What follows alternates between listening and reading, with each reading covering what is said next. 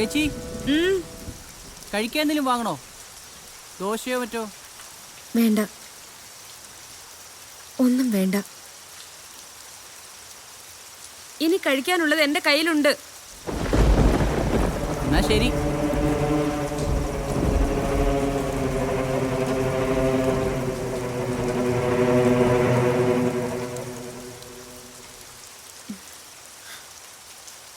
നീ പോയോ? ഇല്ല. എന്താ ചേച്ചി? മുരുകനെ ഞാൻ വിളിക്കുന്നു പറ. ആ.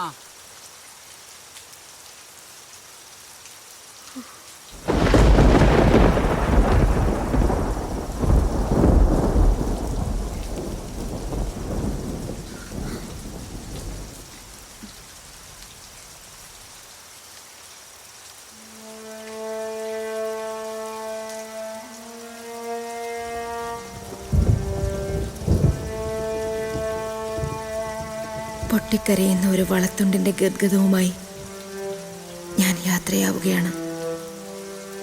പോയ കാലത്തെ ആ കുപ്പിവിളക്കിലുക്കത്തിലേക്ക്. അവിടെ എന്റെ സഖാവുണ്ടാവും, എന്നെ സ്വീകരിക്കാൻ.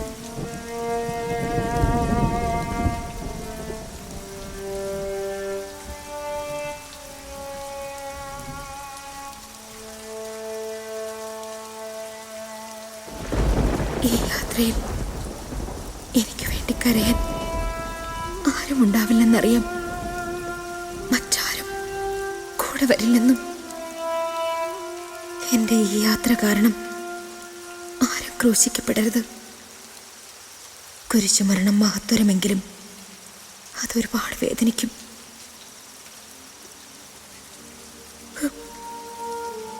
ആരോടും പരിഭവമില്ല, ഒന്നിനോടും. ഒരു ജീവിതപാത കാട്ടിത്തന്ന അച്ഛനോടും ആങ്ങളയോടും സമൂഹത്തോടും ആരോടും.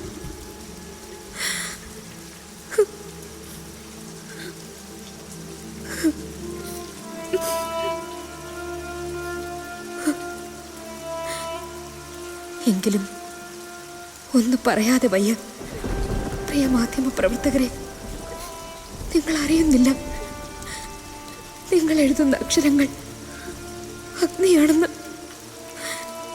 അതിൽ എന്നെ പോലെയുള്ള ആയിരങ്ങൾ വെന്തെരിയുകയാണെന്ന്.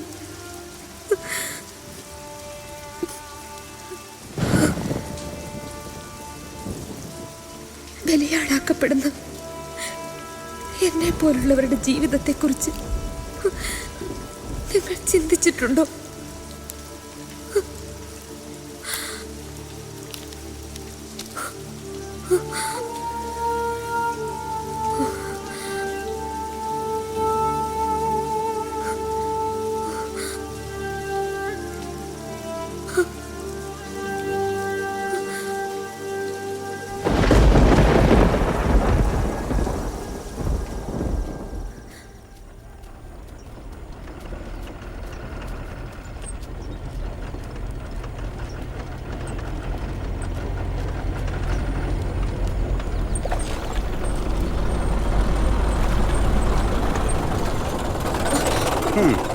എവിടെ ആയിരുന്നടി? സിറ്റിയിലുള്ളവർക്കെല്ലാം കൊടുത്ത് തളർന്നു വന്നതാകും. അറിയെങ്കിൽ പിന്നെ എന്തിനാ ചോദിക്കുന്നേ? അല്ല, ഞങ്ങൾക്കൊന്നും തരത്തില്ലല്ലോ. ഓ പിന്നെ, ഞാൻ അങ്ങനെ ആർക്കും അതിർത്തി ഒന്നും കൽപ്പിച്ചിട്ടില്ല. ആ, എന്നാ കേറ്. ഇപ്പൊ പറ്റില്ല. അതെന്താ മോളെ? കുട്ടി കൂടെ ഉണ്ട്. അവളും വരട്ടെ, ഇതൊക്കെ ഇപ്പോഴേ പഠിക്കാനുള്ളതല്ലേ. ഇങ്ങോട്ട് കേറി.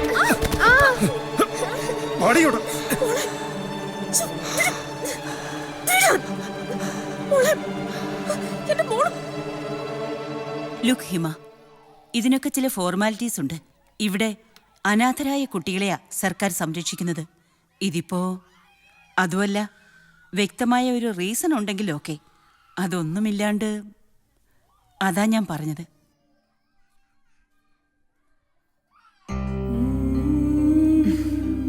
Okay madam. ശരി, വാ.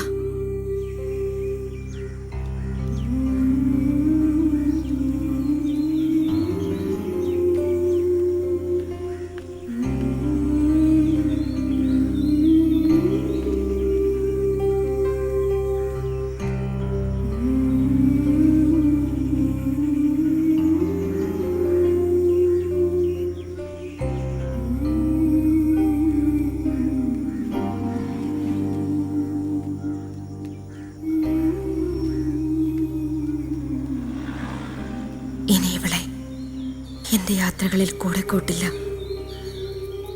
ഞാൻ സഖാവേട്ടന്റെ അടുത്തെത്തുന്നത് ഒറ്റയ്ക്കായിരിക്കണം. ഇവൾക്ക് ഇനിയും ജീവിതമുണ്ട്. എനിക്ക് ചുറ്റും കഴുകൻ കണ്ണുകളാ, മാംസം കൊത്തിപ്പറിക്കാൻ വെമ്പുന്ന ചുണ്ടുകളും. അവർക്ക് ഇവളും ഇരയായിക്കൂടാ.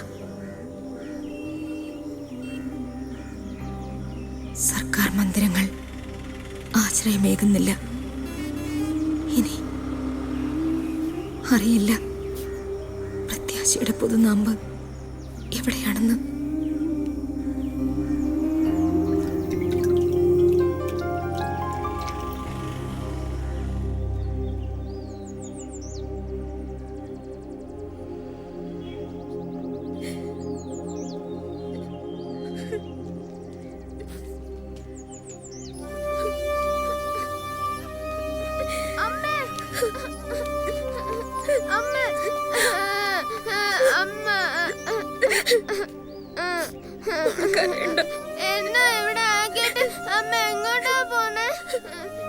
ഒരു സ്ഥലം വരെ പോവുക. അങ്ങോട്ട് ഞാനും വരട്ടെ അമ്മ? വേണ്ട മോളെ, അവിടേക്ക് അമ്മ ഒറ്റയ്ക്ക് പോയിക്കോളാം. മോളെ ഇവിടെ നിന്നാ മതി കേട്ടോ. നോക്കി ഇവിടെ ഒരുപാട് കൂട്ടുകാരെ കിട്ടും. വേണ്ട അമ്മ, അമ്മ പോവണ്ട. അയ്യേ, നല്ല കുട്ടിയല്ലേ, എന്തിനാ കരയുന്നേ? മോള് പഠിച്ച് വലിയ ആളാവും കേട്ടോ. അപ്പ അമ്മേന് വരില്ലേ? അമ്മ വരും. വേണ്ട അമ്മ പോവണ്ട, എന്നെ ഒറ്റയ്ക്കാക്കിട്ട് പോവണ്ട. പറഞ്ഞ കേൾക്കാത്ത അസത്തെ വേണ്ട, എനിക്കിനി നിന്നെ വേണ്ട. അല്ലെങ്കിൽ നീ എന്നെ ആരെങ്കിലാണോ? തെരുവിൽ കിടന്ന് ചാവണ്ടെന്ന് വിചാരിച്ചെടുത്ത് വളർത്തിയപ്പോ എന്നെ ഭരിക്കാൻ വരിക. എവിടെങ്കിലും പോയി തല അസത്ത് എനിക്ക് കാണണ്ട ഇനി.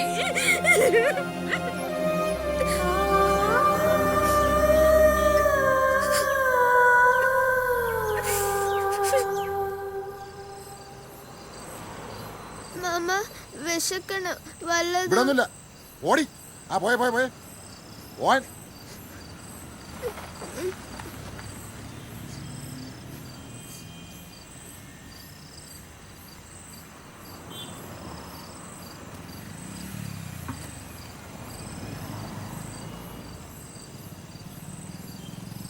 ഒന്നുമില്ല പോയെ പോവാൻ. കഴിക്കാൻ കുറച്ച് ചോറ് തരൂ. നിന്നോടല്ലേ പറഞ്ഞു പോവാൻ. എന്താ കരയുന്നേ? എന്താ കാര്യം? വിശക്കുന്നു. ആ കയറിക്കോ.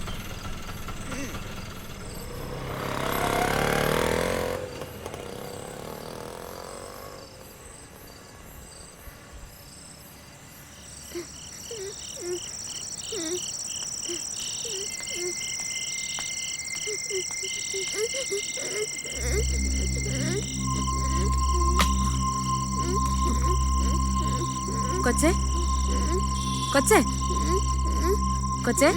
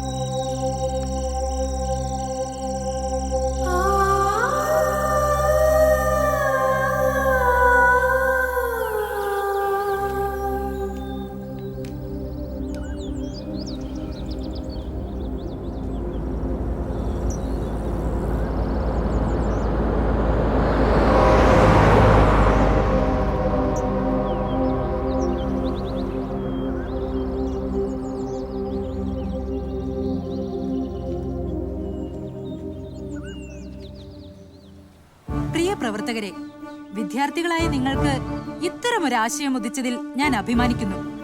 നിങ്ങൾ എല്ലാ പേരും ഫസ്റ്റ് റാങ്കിൽ പാസ്സായെന്നറിഞ്ഞാൽ ഞാൻ അതിൽ സന്തോഷിക്കണമെന്നില്ല.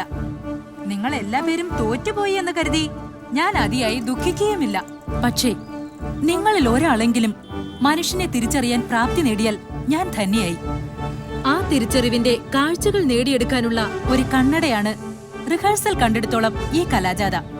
ഇതിന് പിന്നിൽ പ്രവർത്തിച്ച നിങ്ങൾ ഓരോരുത്തർക്കും, പ്രത്യേകിച്ച് സംവിധാനം നിർവഹിച്ച സഖാവ് കൃഷ്ണൻ, ഇതിന്റെ രചന നിർവഹിച്ച ഹിമ സഖാവിനും എന്റെ അഭിവാദ്യങ്ങൾ.